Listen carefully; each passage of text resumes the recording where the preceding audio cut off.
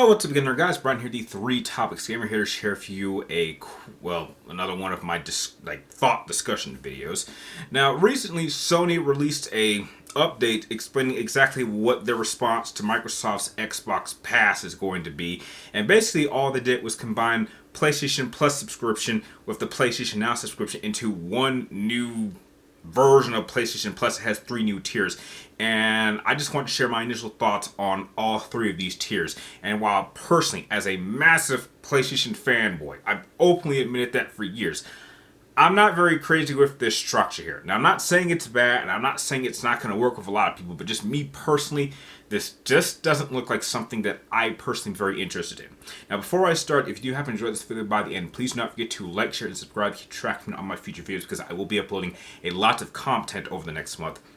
So as we start off with the absolute first tier, nothing is very particularly special about it, because it's called PlayStation Plus Essential, and bottom line, it is exactly what I have right now with PlayStation Plus. Basically, all you're getting is the exact same thing. Nothing has changed. So, as of right now, I already have PlayStation Essential. All you get is 2 monthly downloadable games, exclusive discounts, cloud storage for your saved games, and online multiplayer access.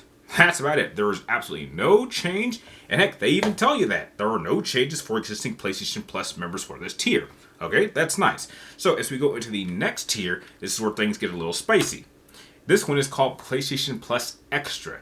Now, not only do you get all of the benefits from the previous tier, this time you will then get access to a catalog of over 400 games of the most enjoyable PlayStation 4 and PlayStation 5 games, including blockbuster hits from our PlayStation Studios catalog and third-party partners.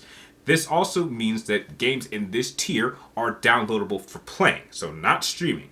Now, here's my issue with this. It's nice that you get access to so many games, about 400, between PlayStation 4 and PlayStation 5. The problem is that for someone like me, I'm very, very picky with my games.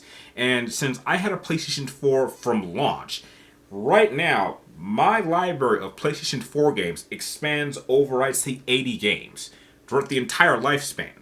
So, chances are, I already own everything that I was interested in playing and own it. So I can't imagine that there's any games within that 400 catalog list that I don't already own or haven't already played or haven't already rented at some point. So I'm just not seeing anything in this tier that I'm particularly interested in, because chances are I already have it. Heck, if I want to play a PlayStation 4 game on my PlayStation 4, on my PlayStation 5, I would just grab the game and pop it in. Because heck, my PlayStation 4 and my PlayStation 5 are still connected. Heck, I still go back and play my PlayStation 4 games on my PlayStation 4. I have no problem. I don't need to play it on my PlayStation 5. So, and on top of that, you're getting charged a little bit more. So, monthly you'll get paid $14.99. Monthly, and then $30.99 quarterly, and then about $100 yearly. So, no thanks. Now, when we get to the third tier, this is where things get quite complicated. So, the most expensive tier, which will ask you to pay either $17.99 monthly, $49.99 quarterly, or basically $120 yearly, is the PlayStation Plus Premium tier. And here's what you get. So, you get everything from the 2 previous tiers, but you get an additional 340 games, which is, I'm assuming, a collection of PlayStation 3, PlayStation 2, PlayStation, and PSP, which is weird because they didn't add PlayStation to Vita, so that's quite suspicious. However, here's the thing. Here's the kicker that hurts me very, very strongly. It is that the PlayStation 3 games are available via cloud streaming. So pretty much, they want me to pay the maximum amount to get access to the PlayStation 3 games that you originally got on PlayStation Now. So instead of paying for PlayStation Plus and PlayStation Now separately, which I wasn't doing. I never used PlayStation Now because, heck, if there was a place, just like my PlayStation 4 games, my PlayStation 3 is still hooked up. I still go back and play it.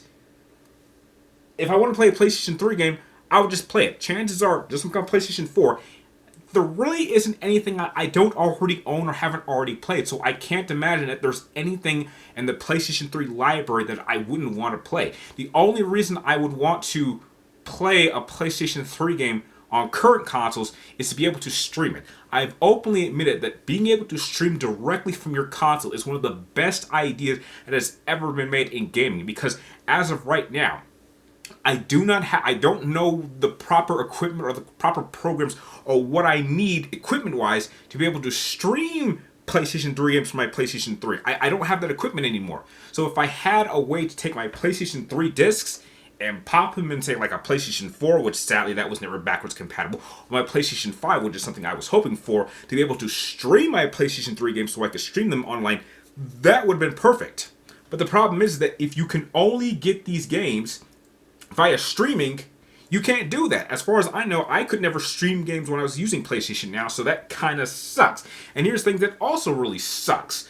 The fact that they would make sure you can't even get access to PlayStation 1, PlayStation 2, or PSP games unless you get this top tier. If anything, they should move that aspect to the prior tier. They should add that into the extra tiers to get access to PlayStation 2, PlayStation 1, and PSP games. Now, that's something I wouldn't mind. And apparently, these games, you actually have an option to either stream or download. Now, there are plenty of PlayStation 2 games and PlayStation 1 games and PSP games that I didn't get a chance to purchase because I was much younger and I wasn't able to buy my games at that point, that I would like to play. And probably, since I'll be able to download those games, I might be able to stream those. But I don't think they just should be in the premium tier. That's just ridiculous.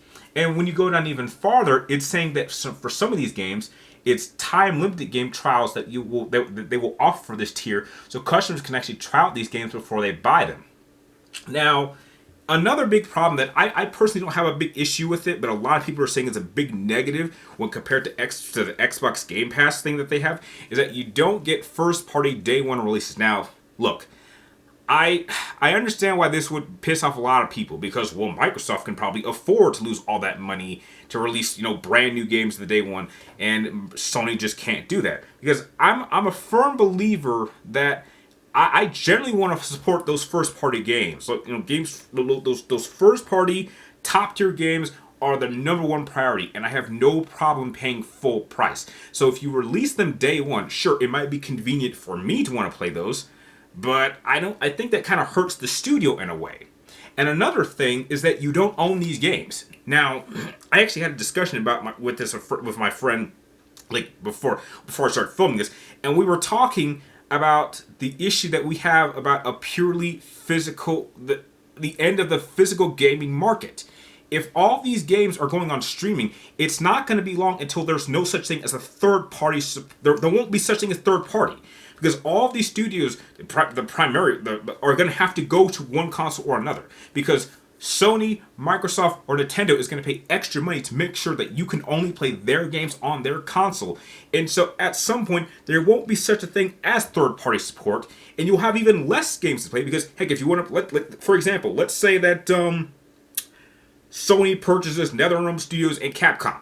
So for that point on, if you want to play like a Mortal Kombat or Street Fighter game, you could only play them on a PlayStation. You won't be able to play them on an Xbox and a Nintendo. So again, there won't be such thing as third-party support anymore because there won't be such thing as digital. You can't get physical games anymore. I mean, say goodbye to collector's editions. Say goodbye to being able to buy games for your friends. Everyone will just have to buy these subscriptions, and I'm just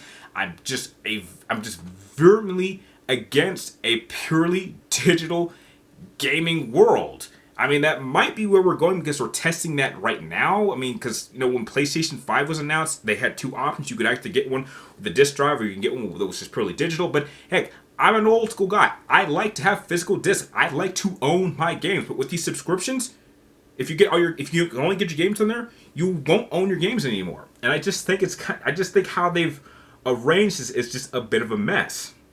So, as it stands right now, I don't see myself, upgrading to either the extra tiers or the premium tiers because, heck, if I want to play it's just crazy. I mean, I mean, they might have to restructure this eventually, but with the whole PlayStation 3 games still not being able to download, like, I'll admit this. If I might consider this, if they allowed me, if they found a way to download PlayStation 3 games, even ones that I already own, if I could download those onto my current consoles and then be able to stream them on Twitch or on YouTube, that would be enough for me to at least upgrade.